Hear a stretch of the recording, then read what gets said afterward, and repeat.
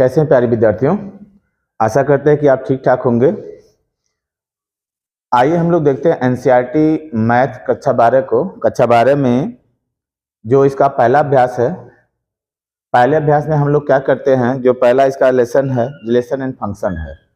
इसके पहले वाले वीडियो में हम लोगों ने क्या देखा था कि रिलेशन जो समुच्चय होता है, समुच्चय अगर दो समुच्चय हैं उनका हम लोग कार्तीय गुणन कैसे ज्ञात करते हैं, दो समुच्चयों का कार्तीय गुणन क्या होता है और क्रमिक युग्म क्या होता है, इसके बारे में हम लोगों ने पिछली वीडियो में डिस्कशन किया था। जिन लोगों ने वो वीडियो नहीं देखा है जा करके वो वीडियो देख लें। शॉर्ट वीडियो, बहुत छोटा सा वीडियो है, जा करके उसको आप लोग क्या करें देख लें। तो आपको क्या होगा कि आपको क्रमिक युग्म क्या होता है और कार्तीय गुणन क्या होता है, कार्टेशियन प्रोडक्ट क्या होता है, आपको समझ में आ जाएगा। आज हम लोग देखते हैं रिलेशन क्या होता है ना, रिलेशन क्या होता है ना, रिलेशन। देखिए रिलेशन क्या होता है, यानी कि संबंध। संबंध क्या होता है, संबंध किसे कहते हैं, संबंध क्या होता है। संबंध एक कथन होता है जिसके द्वारा क्या होते हैं, दो व्यक्ति, दो वस्तुएं अथवा दो संख्याएं एक दूसरे से क्या होते हैं, जुड़े होते हैं ना। ऐसा संबंध होता है जिसके द्वारा दो वस्तुएं, दो व्यक्ति अथवा दो संख्याएं एक दूसरे से जुड़ी होती हैं। उसी कथन को ही हम लोग क्या कह देते हैं, संबंध कह देते हैं। जैसे संबंध को हम लोग क्या करेंगे, जैसे क्या होता है, मान लीजिए लिखा गया हो, संबंध का डेफिनेशन याद करके रखेंगे। क्या होता है, वह कथन, वह कथन, वह कथन जिसके द्वारा, जिसके द्वारा, वह कथन जिसके द्वारा दो वस्तुएं, दो वस्तुएं, जिसके द्वारा दो वस्तुएं, दो व्यक्ति, दो व्यक्ति, दो वस्तुएं, दो व्यक्ति अथवा दो संख्याएं जुड़ी हों, अथवा दो संख्याएं जुड़ी हों, दो संख्याएं जुड़ी हों, संख्याएं जुड़ी हों, उन्हें उसे हम उस कथन को या उसे ही हम लोग क्या कह देते हैं, संबंध कहते हैं। उसे ही संबंध कहते हैं, रिलेशन कह देते हैं ना, संबंध कहते हैं, उसे हम लोग संबंध कह देते हैं ना। अब जैसे मान लीजिए एग्जाम्पल हम लोग देखते हैं। एग्जाम्पल आपके एनसीईआरटी बुक से ही है। जैसे मान लीजिए आपको कहा जाता है मान लीजिए जैसे एक एग्जाम्पल हम लोग ले लेते हैं, कक्षा 12 है, कक्षा 12 और कक्षा 11, क्लास 11th के अगर विद्यार्थियों को हम लोग ले लें, विद्यार्थियों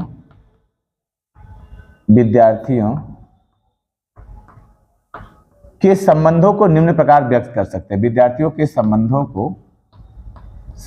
को निम्न प्रकार व्यक्त कर सकते हैं ना, संबंधों को निम्न प्रकार व्यक्त कर सकते हैं, निम्न प्रकार से हम लोग व्यक्त कर सकते हैं, निम्न प्रकार से व्यक्त कर सकते हैं। कैसे व्यक्त कर सकते हैं, जैसे मान लीजिए लिखा गया हो कि एक संबंध लिखा हो, R1 लिखा हो, संबंध जो एक संबंध लिखा गया हो R1, अगर मान लो लिखा हो एक कक्षा 12 का विद्यार्थी है, एक कक्षा 11 का विद्यार्थी है। कक्षा 12 वाले को हम लोग A अक्षर से बताते हैं, कक्षा 11 वाले को हम लोग B अक्षर से बताते हैं। अगर बतावा तो AB, जो AB होगा, AB is a element, AB क्या हो जाएगा, AB सच दैट A जो है B का भाई है, A B का भाई है, A B का भाई है, भाई है। तो देखो एक संबंध हो गया A व B में, ये जो दो अवयव आपको मिले तो A का B में एक संबंध हो गया, A B का क्या है, भाई है। दूसरा संबंध क्या हो सकता है, ऐसे बहुत संबंध बन सकते हैं आपको ना। दूसरा संबंध हो सकता है A B, दो विद्यार्थी इस प्रकार से हैं कि A B की बहन है, B की बहन है, ऐसा भी तो हो सकता है, बहन है। अथवा कोई और संबंध कैसे हो सकता है कि A B, दो विद्यार्थी इस प्रकार से हैं सच दैट कि A जो है B से बड़ा है, A B से बड़ा है, A B से बड़ा है ना, A B से बड़ा है। तो इस तरह से क्या हो सकता है कि कक्षा 12 और कक्षा 11 के विद्यार्थियों में ये ऐसे बहुत से संबंध आपको बन सकते हैं ना। तो ये जो संबंध बन रहे हैं, जो संबंध होता है, कोई भी संबंध जो होता है, अगर मान लीजिए कोई संबंध किसी समुच्चय ए पर कोई संबंध अगर मान लीजिए लिखा गया है, किसी समुच्चय ए पर, किसी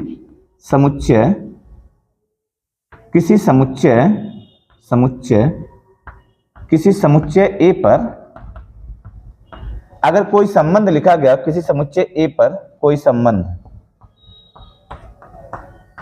किसी समुच्चय ए पर कोई संबंध किस प्रकार लिख सकते हैं? जो संबंध होता है R जो होता है वो क्या होता है, वो सबसेट ऑफ क्या होता है, A क्रॉस क्या होता है, A होता है ना।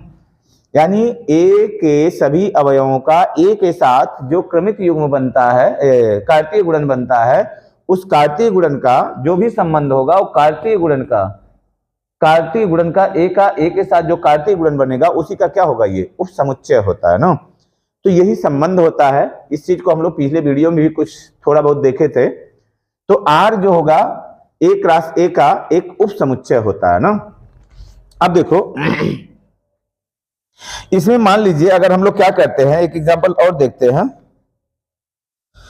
पहले देख लो संबंध का निरूपण कैसे होता है, नहीं संबंधों का निरूपण कैसे होता है, संबंधों का निरूपण कैसे करते हैं हम लोग, संबंधों का निरूपण कैसे होता है, इसको देखिए कैसे करते हैं। अगर मान लीजिए कोई अवयव A है, अगर A B के साथ में, यदि A B के साथ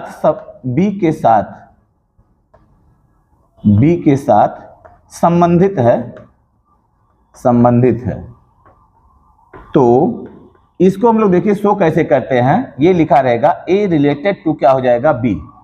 संबंधों का निरूपण कैसे करेंगे, यदि A का संबंध B के साथ में है अथवा A B के साथ संबंधित है, तो इसको हम लोग लिख सकते हैं A रिलेटेड B, या हम लोग ऐसे लिख सकते हैं AB is a element of क्या हो जाएगा, R। मतलब जो AB होगा वो R का क्या हो जाएगा, एक अवयव होगा ना। तो इसको हम लोग संबंधों को, अगर मान लीजिए A B से रिलेटेड नहीं है, यदि A का संबंध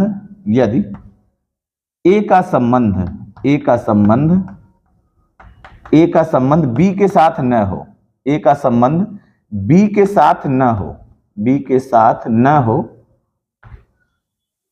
साथ न हो, तो इसको हम लोग कैसे शो करेंगे, तो इसको लिख सकते हैं हम लोग A doesn't related to B।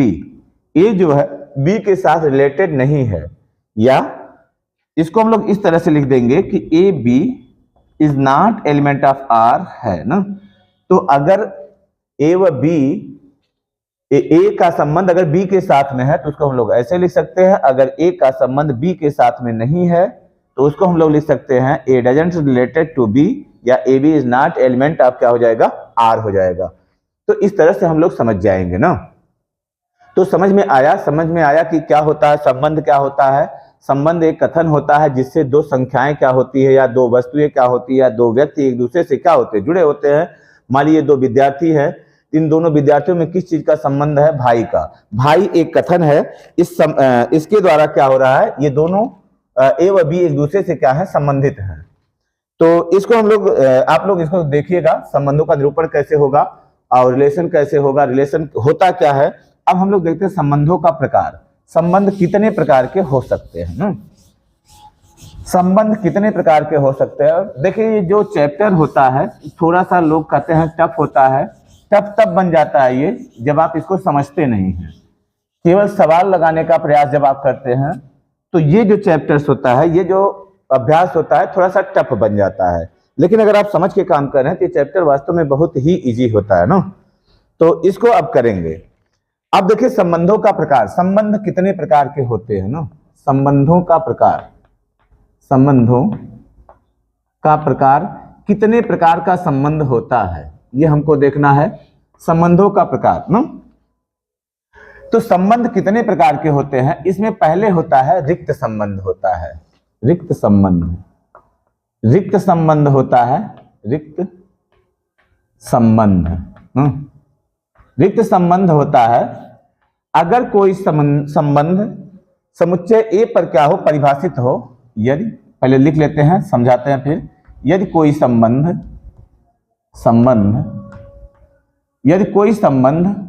R समुच्चय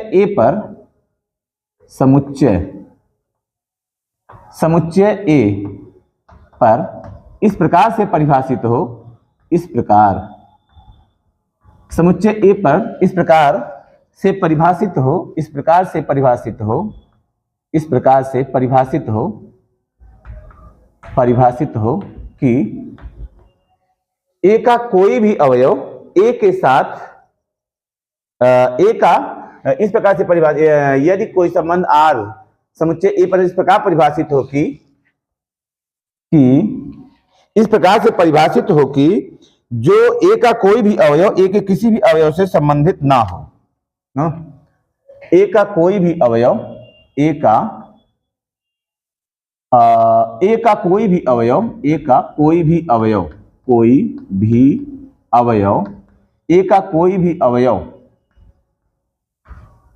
A के साथ संबंधित न हो,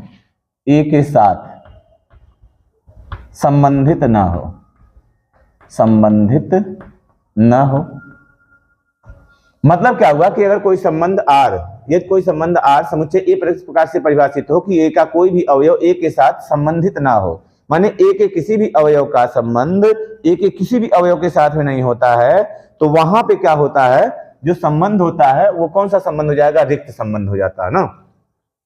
इसको हम लोग कैसे एग्जाम्पल से समझते हैं, इसको थोड़ा एग्जाम्पल से देखते हैं। एग्जाम्पल, मान लीजिए A बराबर कोई समुच्चय लिखा गया है 2 4 6 लिखा गया है, और संबंध A पर कोई संबंध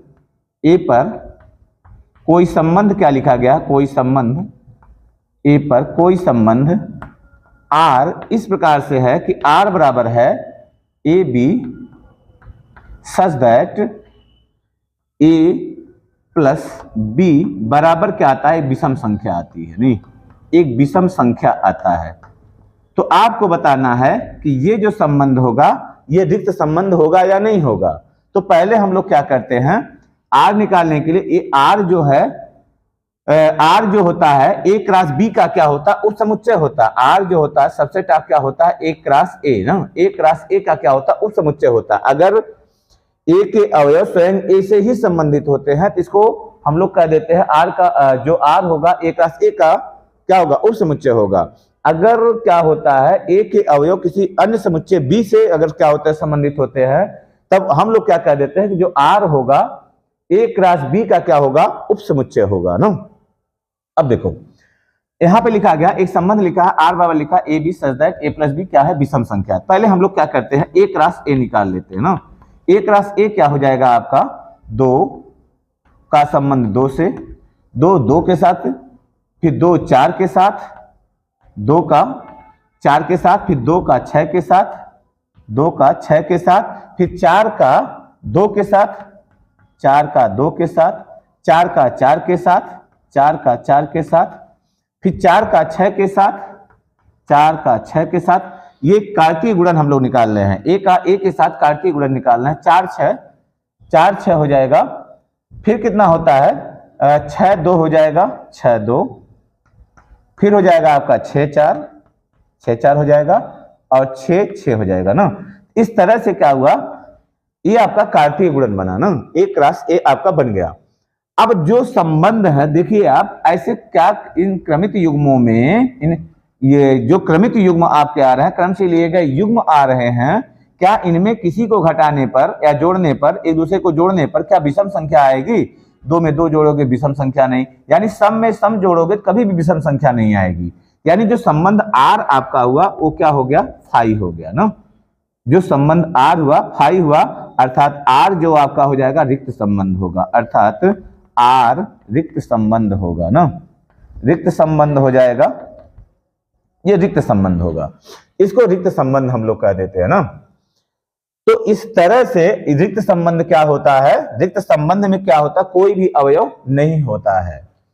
तो इसका डेफिनेशन आप याद करके रखोगे कि यदि कोई संबंध R समुच्चय A पर इस प्रकार से परिभाषित हो कि A का कोई भी अवयव A के साथ क्या हो, संबंधित ना हो।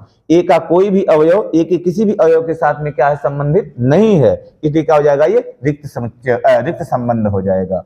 दूसरा फिर होता है सार्वत्रिक संबंध, होता नहीं, सार्वत्रिक संबंध, सार्वत्रिक संबंध।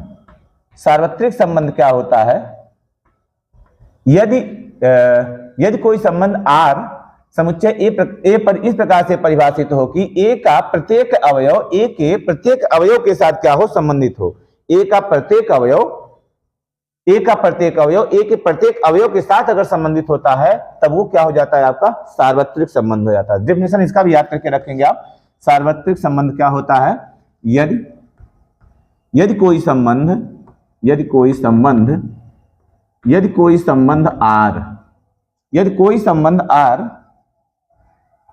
कोई संबंध R समुच्चय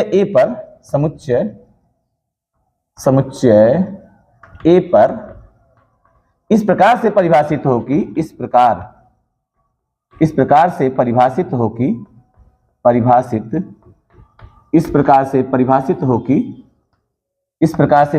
हो कि ए का प्रत्येक ए के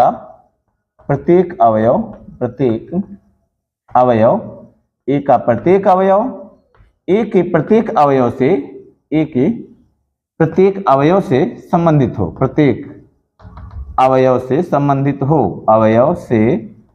संबंधित हो, यानी प्रत्येक ए के प्रत्येक अवयव का संबंध ए के प्रत्येक अवयव के साथ में अगर होता है तब वो संबंध क्या हो जाएगा, आपका सार्वत्रिक संबंध होगा। तो वह संबंध आपका हो जाता है सार्वत्रिक। तो वह सार्वत्रिक संबंध होगा, सार्वत्रिक संबंध होगा, ध्यान रखना इसको, संबंध होगा ना। तो वह एक सार्वत्रिक संबंध होगा। अब इसी एग्जांपल में अगर हम लोग देख लें, अगर क्या करना, ए बराबर वही ले लें 2 4 6 और कोई संबंध R इस प्रकार से यहां पे है, या R1 मान लो, R1 इस प्रकार से है कि ए बी सच दैट ए व बी इस प्रकार से है कि ए प्लस बी जो होना चाहिए ये क्या आ जाता है, सम।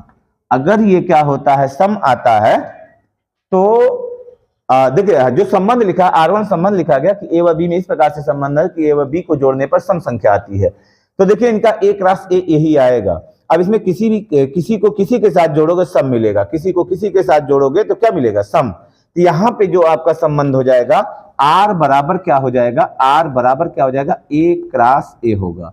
अगर क्या होता है R बराबर ए क्रॉस ए आता है तो वह संबंध क्या हो जाएगा, सार्वत्रिक संबंध हो जाता है। इसे हम लोग क्या कह देंगे, सार्वत्रिक संबंध कहते हैं ना। ये आपका सार्वत्रिक संबंध हो जाएगा यदि ए का प्रत्येक अवयव ए के प्रत्येक अवयव के साथ में संबंधित हो। ए को हम लोग क्या कहते हैं, R को क्या कह देते हैं, सार्वत्रिक संबंध कहेंगे। अगर ए का कोई भी अवयव ए के किसी भी अवयव के साथ में संबंधित नहीं है तो इसे हम लोग कह देते हैं रिक्त संबंध कह देते हैं ना। उसके बाद आता है, इसको मिटा देते हैं। क्या करेंगे, वीडियो को आप पॉज करके इसको आप क्या करेंगे, नोट कर लेंगे। नोट करते रहेंगे तो आपका डिफिनीशन बनता रहेगा और एग्जाम्पल से आप क्या करेंगे, देखते रहेंगे तो आपका डिफिनीशन क्लियर होता रहेगा। अभी और भी हम लोग एग्जाम्पल देखेंगे, फिलहाल तो डिफिनीशन को समझते चलते हैं, फिर एग्जाम्पल्स हम लोग देखेंगे। बुक के जितने भी एनसीईआरटी के एग्जाम्पल्स हैं उनको देखेंगे। तो फिलहाल तो आप क्या करें, इसको देखा। उसके बाद होता है दो संबंध हम लोग देखे, क्या रिक्त देखे और रिक्त संबंध देखे और सार्वत्रिक संबंध देखे। फिर हम लोगों को देखना है स्वतुल्य संबंध क्या होता है। स्वतुल्य संबंध, स्वतुल्य संबंध क्या होता है ना, स्वतुल्य संबंध इसको बोलते हैं रिफ्लेक्सिव रिलेशन बोलते हैं। रिफ्लेक्सिव रिलेशन इसको बोला जाता है ना, रिफ्लेक्सिव रिलेशन बोलते हैं। रिफ्लेक्सिव रिलेशन इसको बोला जाता है, स्वतुल्य संबंध बोला जाता है इसको ना। अब देखिए स्वतुल्य संबंध क्या होता है, रिफ्लेक्सिव रिलेशन क्या होता है। इसमें क्या करेंगे, स्वतुल्य कब होता है, कोई भी संबंध स्वतुल्य कब होता है, यदि क्या हो, यदि क्या होता है, यदि इसका डिफिनेशन याद करके रखोगे, यदि ए इज ए एलिमेंट ऑफ ए हो ना, यानी ए कोई भी अवयव ए, अगर ए का क्या है कोई अवयव, यदि ए का कोई अवयव हो तो A is a element of R होने पर, यानी ए का संबंध ए के साथ ही होने पर ए क्या हो जाएगा, रिफ्लेक्सिव हो जाता है। नहीं, ए इज एलिमेंट ऑफ आर हो तो जो आर होगा, आर स्वतुल्य होगा। नहीं, स्वतुल्य होगा, स्वतुल्य होगा।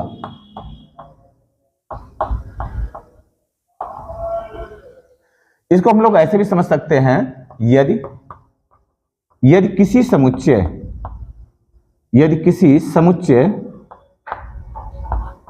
समुच्चय के प्रत्येक अवयव यदि किसी समुच्चय के प्रत्येक अवयव का स्वयं से ही संबंध हो, स्वयं से ही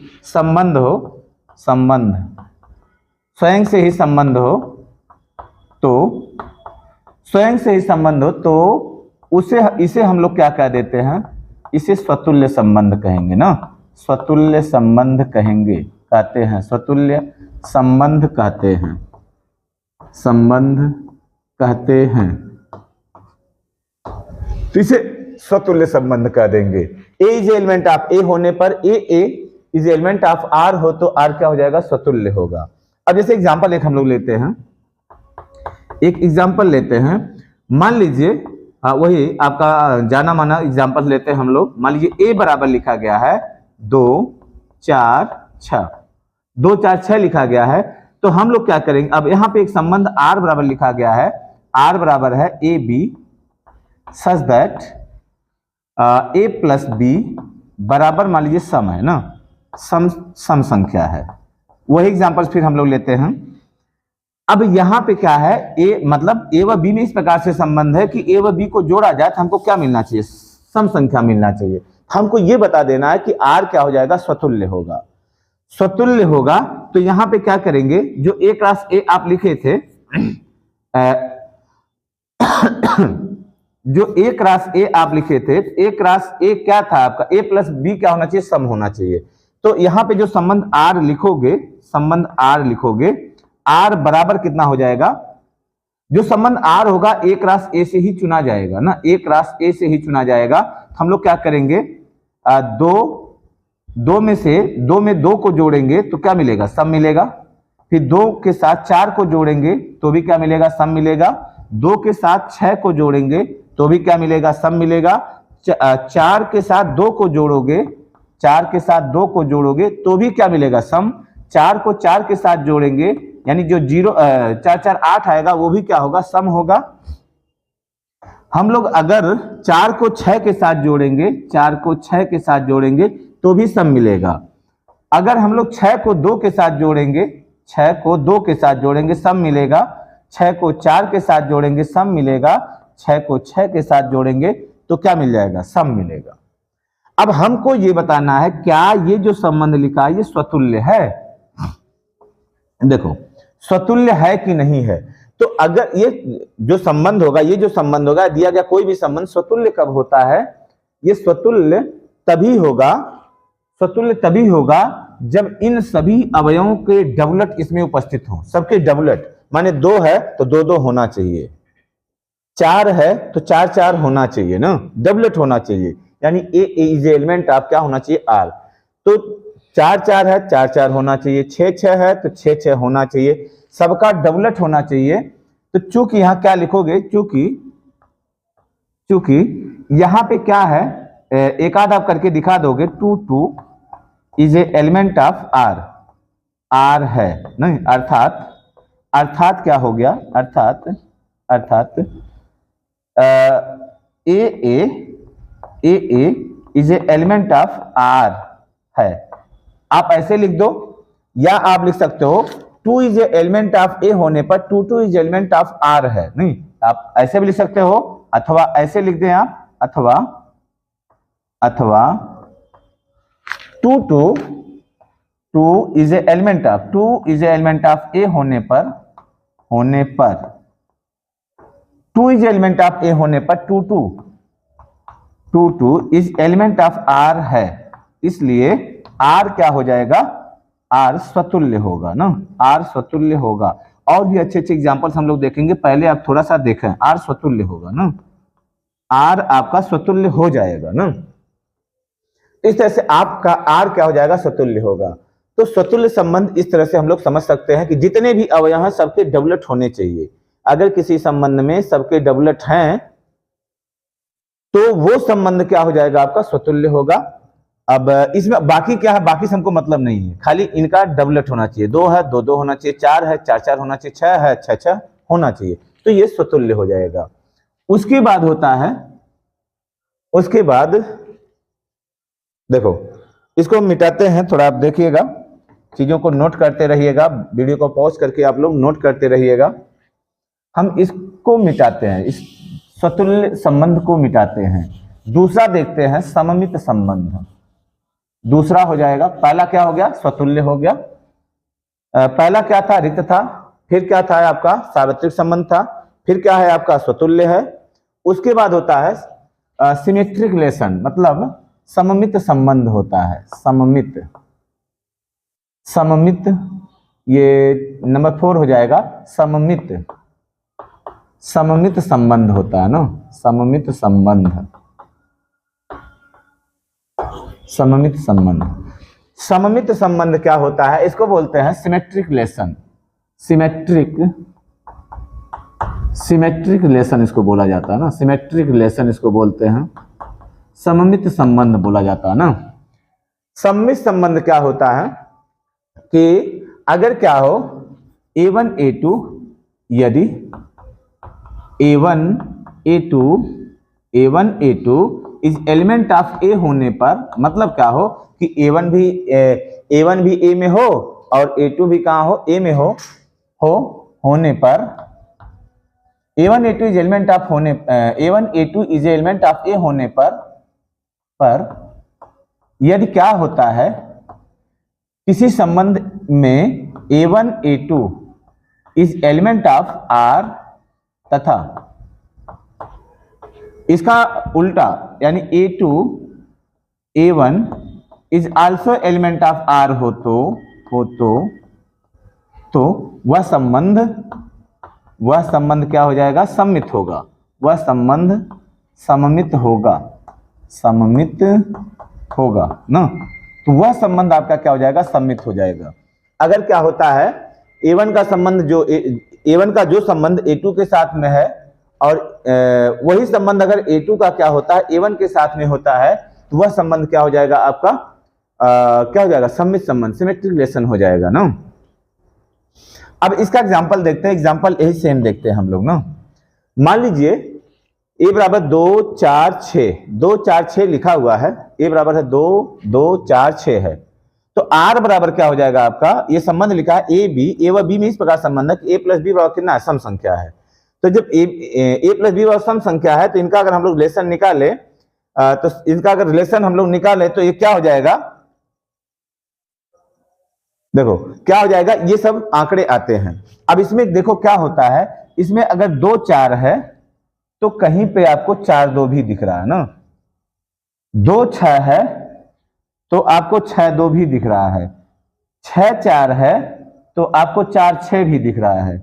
माने जितने भी हैं भिन्न अवयव वाले हैं तो उनके उल्टा भी इसमें क्या हो रहा है, दिख रहे हैं। 2 4 है तो 4 2 है, 2 6 है 6 2 है, 4 6 है तो 6 4 कहीं है, 6 4 यहाँ पे है। यानी क्या हो रहा है, जितने भी भिन्न अवयव वाले हैं, भिन्न भिन्न क्रमित युग्म हैं, उसमें क्या हो रहा है कि अगर उनके व्युत्क्रम, उनके उल्टा क्या हो रहा है, उसमें इस संबंध में दिख रहे हैं, इसलिए R क्या हो जाएगा आपका, सममित भी होगा। यहाँ पे लिखोगे कैसे, इसको लिख देंगे हम लोग, कैसे लिखेंगे देखिए।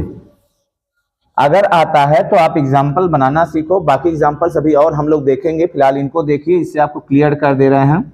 अब यहाँ पे क्या लिखोगे, एक टू आप करके दिखा दोगे, चूंकि 2 4 इज एलिमेंट ऑफ क्या है, ए है, ए है, ए होने पर दो चार इज एलिमेंट ऑफ ए होने पर 2 4 इज एलिमेंट ऑफ आर तथा 4 2 is also element of R है नहीं, अर्थात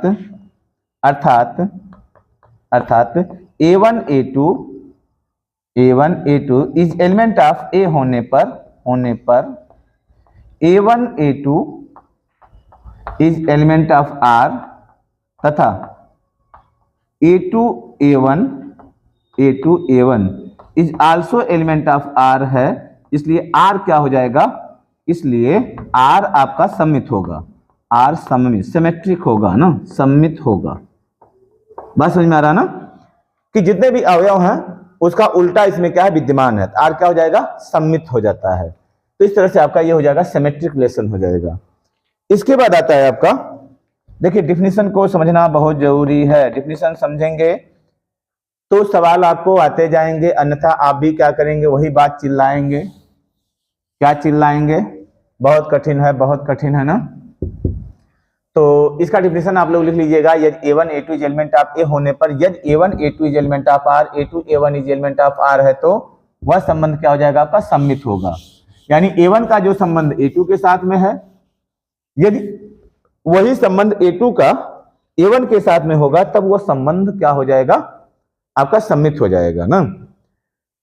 तो चलो ठीक है, एक आध और देखते हैं। एक संबंध और है आपका, तीसरा संबंध होता है क्या, संक्रामक संबंध होता है, संक्रामक संबंध होता है। संबंध देखो, संक्रामक संबंध क्या होता है आपका, संक्रामक संबंध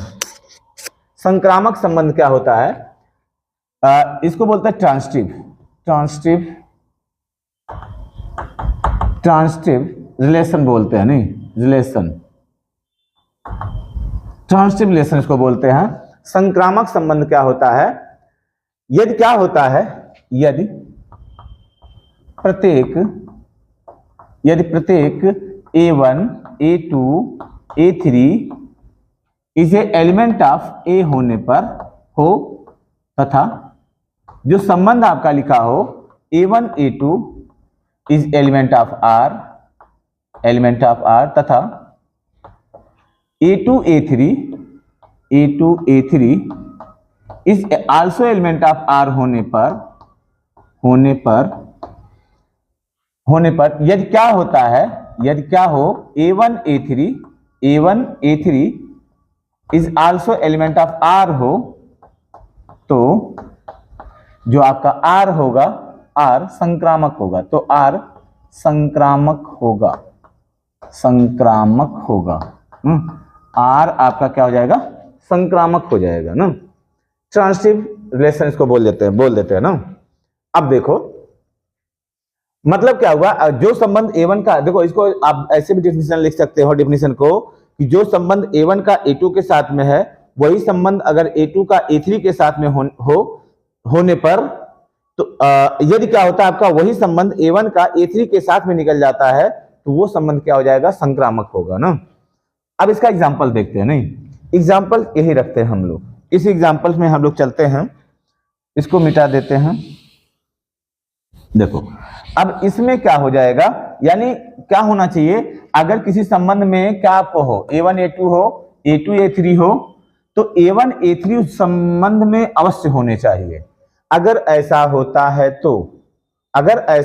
है तो वह संबंध क्या हो जाएगा आपका, संक्रामक होगा। बात समझ में आ रहा है ना, कि जो संबंध A1 का A2 के साथ में, A2 का A3 के साथ में है, अगर वही संबंध A1 और A3 का मिल जाएगा तो हम लोग समझ जाएंगे कि वो क्या है, संक्रामक संबंध है। अब यहाँ पे देखो, यहाँ उन्हीं अवयव को देखेंगे जिसका क्या होता है, ये वाला अवयव और इसके पहले वाले अवयव समान होंगे। जैसे यहाँ 2 4 है और यहाँ 4 2 है, 2 4 है और 4 2 है, तो 2 4 और 4 2 होने पे क्या 2 2 इस संबंध में है, हाँ 2 2 इस संबंध में है। और कुछ देखते हैं, 2 6 है, 2 6 है और 6 2 है ना, 2 6 है 6 2 है, तो 6 6 खत्म होगा, क्या 2 2 इसमें है, हाँ 2 2 है, ये संबंध आप में है। और देखते हैं कुछ 6 6 है, 6 6 है और 4 6 है, 6 6 है और 4 6 है, तो 4 6 है नहीं, 4 6 है और 6 6 है। देखो 4 6, 4 का संबंध 6 के साथ में, 6 का संबंध 6 के साथ में है, क्या 4 और 6 इस संबंध में है? हाँ 4 और 6 भी उस संबंध में है। तो इसलिए ये संबंध क्या हो जाएगा आपका? संक्रामक होगा। अगर मान लीजिए ऐसे हो, कोई संबंध लिखा हो 2 4 हो, 2 4 हो, यहाँ 3 4 हो, 3 4 हो, तो अगर यहाँ पे और 2 2 भी हो, 2 2 हो, 2 2 हो, 3 3 हो, 3 3 हो, 3 3 हो और 4 4 हो ना, 4 4 हो, जो आर हो, आर बराबर लिखा हो आपको, आर बराबर लिख दिया गया आपको 2 4 6, 2 और 4 और 6, ए बराबर लिखा है, ए बराबर लिखा है आपका 2 4 6 लिखा गया, नहीं कोई संबंध आर ऐसे लिखा गया है। आपको ये बताना है कि ये संबंध क्या सम्मित है, स्वतुल्य है, संक्रामक है कि नहीं है। इसमें देखो 2 है, जो समुच्चय लिखा गया आपका, समुच्चय जो लिखा गया है 2 है तो 2 का 2 2 है, 4 है 4 का 4 4 है, यहाँ सॉरी यहाँ 3 लिखना था हमको, 3 है तो यहाँ 3 का 3 3 है, नहीं ये क्या हो जाएगा? स्वतुल्य हो जाएगा, स्वतुल्य होगा।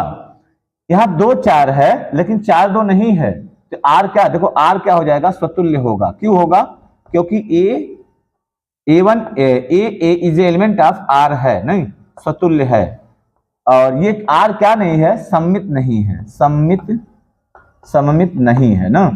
अब यहाँ 2 4 है, 3 4 है, तो 2 4 है और 2 4 है, 4 4 है, देखो 2 4 है, 4 4 है, 2 4 है का? हाँ है, 3 4 है, 4 4 है, 4 4 है, क्या 3 4 इसमें है? हाँ है, 3 4 भी है। यहाँ 3 3 है, 3 4 है, 3 3 खत्म होगा, क्या 3 4 है? हाँ है, ये भी है। और देखो 2 2 है, 2 4 है, 2 2 है, 2 4 है, क्या ये खत्म होंगे तो क्या बचेगा? 2 4 है, हाँ इसमें दिया गया, नहीं तो इस तरह से ये क्या हो रहा है आपको? संक्रामक ये दिख रहा है ना, तो ये आर क्या हो जाएगा? संक्रामक होगा, संक्रामक होगा, सम्मित नहीं होगा, नहीं संक्रामक होगा। बस समझ में आ जाएगा ना, ये संक्रामक हो जाएगा आपको। तो स्वतुल्य है, सम्मित नहीं है, संक्रामक होगा ना। तो इस तरह से क्या कर सकते हैं हम? पहले इनको डिफिनीशन को आप लोग क्या करेंगे, इस एग्जांपल के सहारे आप क्या करेंगे समझ लेंगे, और हम इसी वीडियो को यहीं पे रोकते हैं। नेक्स्ट वीडियो में हम लोग क्या करेंगे, कुछ बुक के आपको उदाहरण बताना है, उदाहरण बताएंगे। और एक संबंध और होता है, आपको नहीं बताया कि क्या होता है, एक संबंध और होता है, चलिए ठीक है, उसको हम लोग कल देखेंगे। उसी के ऊपर फिर एग्जाम्पल को क्या करेंगे, एग्जाम्पल को फिर हम लोग क्या करेंगे, किताब के एग्जाम्पल्स को करेंगे। तो तब तक के लिए हम लोग क्या करते हैं, वीडियो को यहीं पे बंद करते हैं, मिलेंगे फिर नेक्स्ट वीडियो में। जय हिंद, जय भारत।